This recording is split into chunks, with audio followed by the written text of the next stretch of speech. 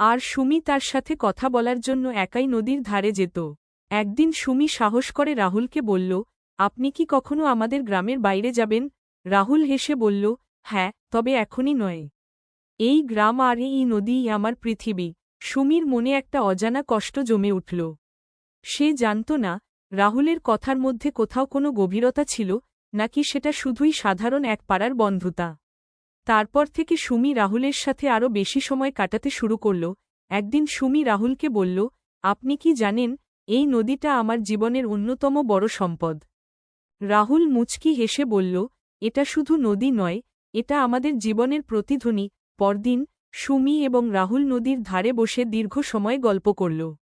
রাহুল জানাল যে সে শহরের একজন বড় প্রতিষ্ঠানে কাজ করার সুযোগ পেয়েছিল, কিন্তু সে গ্রামে ফিরে এসে সুমি আর তার বাবার সাথে সময় কাটানোর সিদ্ধান্ত নিয়েছিল।